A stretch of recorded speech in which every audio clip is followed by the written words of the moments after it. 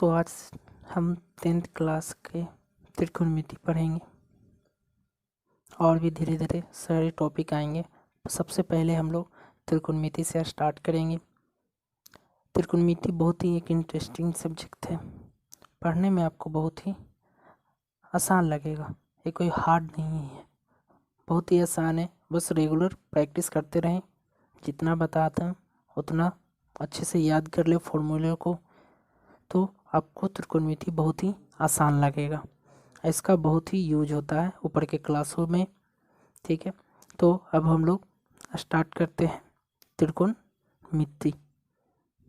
तो देखिए, त्रिकोणमिति इंग्लिश में इसको ट्राइगोनोमेट्री बोलते हैं। ट्राइगोनोमेट्री 3 शब्द से मिलकर बना है, ट्राई प्लस गोनिया प्लस मेट्रोन। ट्राई का मतलब 3 होता है, गोनिया का मतलब एंगल होता है और मेट्रोन का मतलब मेजरमेंट होता है। तो ट्राई का तो 3, एंगल का कोण, मेजरमेंट मीन्स माप। तो सिंपल त्रिकोणमिति क्या हुआ, 3 कोणों की माप, ठीक है। अब 3 कोण होता किस में है, तो त्रिभुज में होते हैं। तो त्रिकोणमिति का सीधा संबंध किससे होता है, तो त्रिभुज की माप से होता है, ठीक है। तो ये बेसिक था त्रिकोणमिति क्या होता है।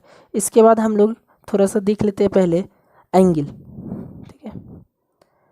एंगल तो ज्योमेट्री में हम लोगों ने जो एंगल देखा था वो हमारा 0 डिग्री से 360 डिग्री तक हम लोग पढ़ते थे। लेकिन ट्रिग्नोमेट्री में जो एंगल होता है वो हमारा -∞ टू +∞ होता है। हम कुछ भी लिख सकते हैं, -20 डिग्री, -50 डिग्री, -1000 डिग्री, ये सब का सब एंगल ट्रिग्नोमेट्री में पॉसिबल है। लेकिन जो हम 10th क्लास में पढ़ेंगे वो सिर्फ और सिर्फ एक्यूट एंगल के लिए हम पढ़ेंगे। जितना भी पढ़ेंगे ट्रिग्नोमेट्री में 10th क्लास में वो एक्यूट एंगल। एक्यूट एंगल कहने का मतलब क्या चीज़, न्यून कोण के लिए हम लोग सिर्फ पढ़ेंगे। न्यून कोण, न्यून कोण क्या होता है, तो कोई भी एंगल अगर उसका मान 0 डिग्री से बड़ा है और 90 डिग्री से छोटा है, तो कोई भी कोण अगर 0 डिग्री से बड़ा है 90 डिग्री से छोटा है तो उसे हम लोग न्यून कोण कहते हैं।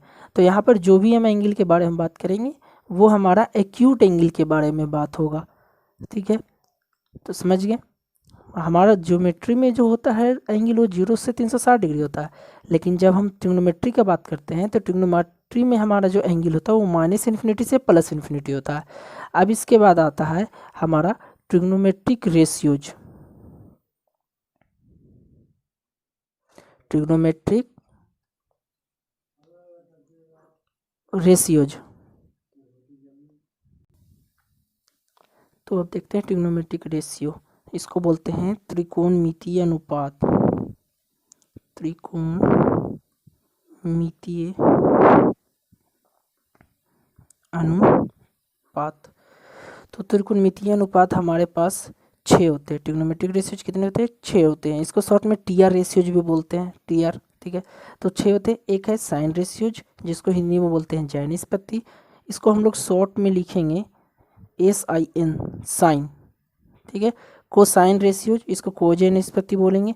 और इसको शॉर्ट में हम लोग लिखते हैं कॉस, COS, कॉस। उसी तरह फिर टेंजेंट रेशियो है, इसको बोलते हैं स्पर्शज्या निष्पत्ति। इसको शॉर्ट में लिखेंगे टैन, TAN, टैन। फिर कोटेंजेंट है, इसको बोलते हैं प्रतिलोम स्पर्शज्या निष्पत्ति। इसको हम लोग शॉर्ट में लिखते हैं cot, COT, cot. Second ratios, इसको बोलते हैं प्रतिलोम कोज्या निष्पत्ति, ठीक है। तो इसको शॉर्ट में लिखते हैं ACC, सेक। फिर एक कोसेकेंट रेशियोज, प्रतिलोम ज्या निष्पत्ति, तो इसे हम लोग बोलते हैं कॉसेक, शॉर्ट में लिखते हैं कॉसेक। तो हमारे पास कितने ट्रिग्नोमेट्रिक रेशियो हैं, 6 ट्रिग्नोमेट्रिक रेशियो हैं। अब ट्रिग्नोमेट्रिक रेशियोज होते क्या हैं, तो किसी भी ट्रायंगल में हम साइड और एंगल के बीच एक रिलेशन निकालते हैं, वही हमारा ट्रिग्नोमेट्रिक रेशियोज होता है। तो जनरली मेन रूप से हम लोग जो यहाँ पढ़ेंगे वो है हमारा right angle triangle. Right angle triangle के बारे में थोड़ा देख लेते हैं पहले। राइट एंगल ट्रायंगल,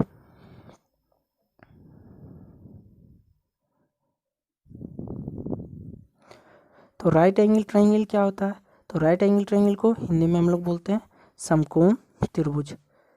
तो जिसका एक कोण 90 डिग्री हो, जिसका एक कोण 90 डिग्री हो उसे हम लोग समकोण त्रिभुज कहते हैं, ठीक है। आप लोग को पता होगा एक एंगल 90 डिग्री होना चाहिए। मान लीजिए एक ट्रायंगल है ए बी सी, हम ये हमारा कोण 90 डिग्री हम इसको मानते हैं। देखिए लग रहा है कि 90 डिग्री है, ठीक है। तो ये एक समकोण त्रिभुज है।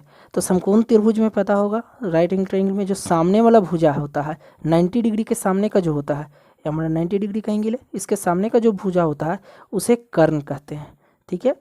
हाइपोटेनस, जिसको शॉर्ट में एच लिखते हैं, हाइपोटेनस कहते हैं जिसको शॉर्ट में एच लिखते हैं, ठीक है। अब यहाँ क्या है, आप लोग ज्योमेट्री में किसी को भी बेस कह सकते थे और किसी को भी परपेंडिकुलर, मतलब किसी को भी आधार कह देंगे और किसी को भी लंब कह देंगे, लेकिन इसमें ऐसा नहीं है, एंगल पे डिपेंड करता है। अगर हम इस एंगल को डिपेंड कर रहे हैं, इसको हम थीटा बोलते हैं, ठीक है, थीटा इसे सिंबल को बोलते हैं थीटा। तो हम अगर इस एंगल के बारे में बात करें तो इस एंगल के जो सामने वाला होगा वो हमारा कहलाएगा लंब, परपेंडिकुलर, जिसे पी लिखेंगे हम लोग। और इसके जो संलग्न भुजा होगा जिसको हम लोग एडजेसेंट साइड बोलते हैं, ठीक है। तो जो संलग्न भुजा होगा उसे हम लोग बोलते हैं आधार, बेस, ठीक है, जिसको शॉर्ट में बी लिखते हैं।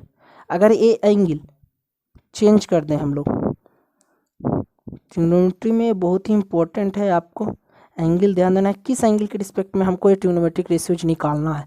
तो अगर हम यहाँ थीटा लिए थे इसको, इसमें फिगर में, अगर इस फिगर में यहाँ पर हम थीटा लेंगे तो इस थीटा के सामने का जो साइड होगा, ये ना कि इसी को अभी भी परपेंडिकुलर बोल देंगे, ऐसा नहीं करेंगे।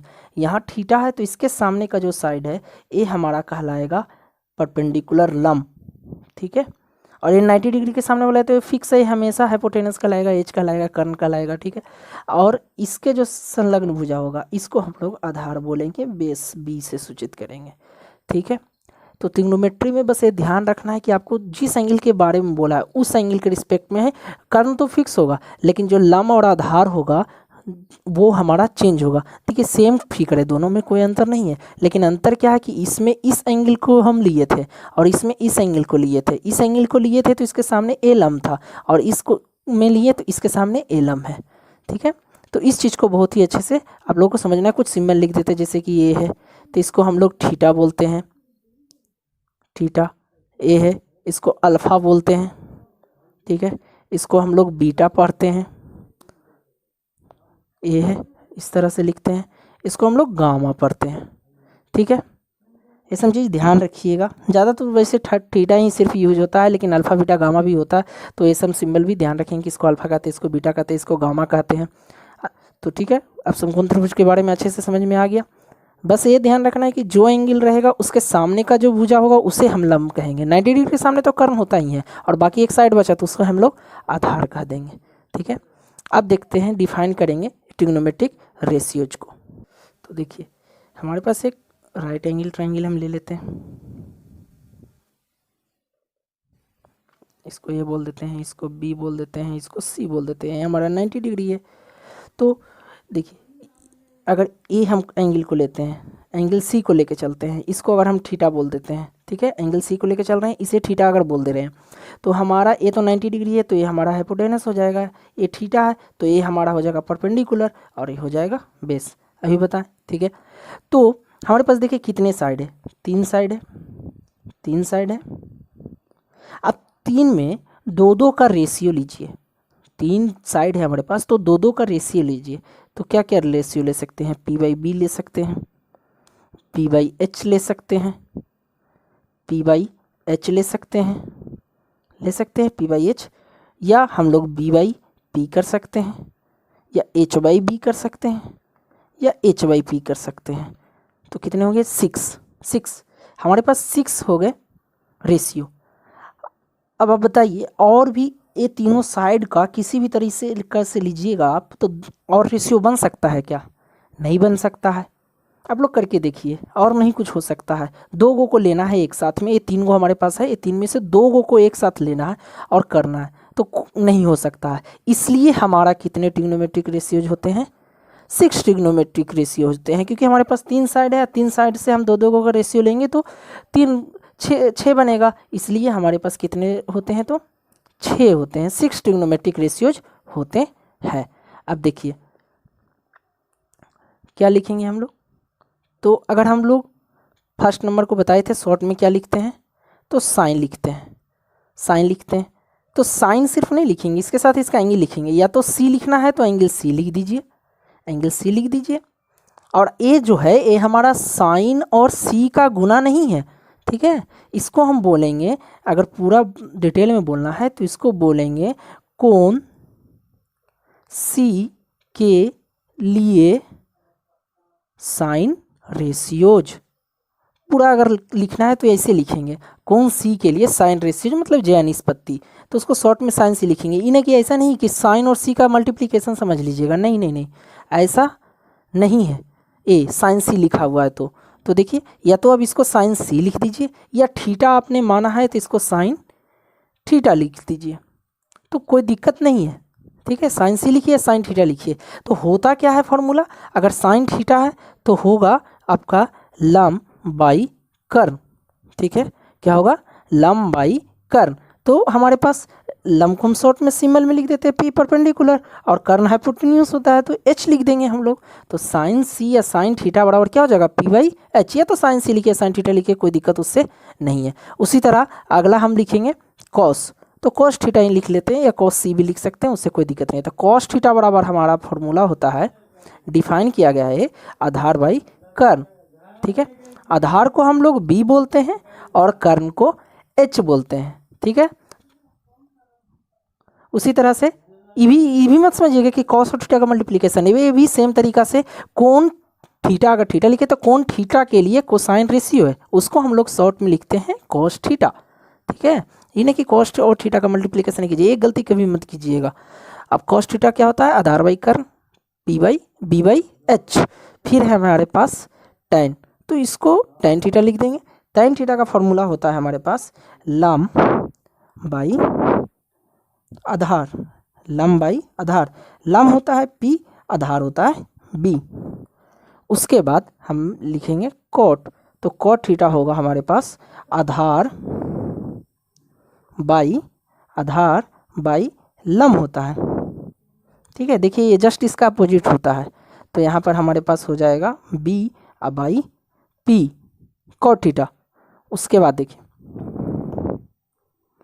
सेक थीटा, तो सेक थीटा जो कॉस थीटा होता है ना, उसका जस्ट अपोजिट कर दीजिए। तो कॉस थीटा का अपोजिट हो जाएगा हमारे पास कर्ण और बता आधार है।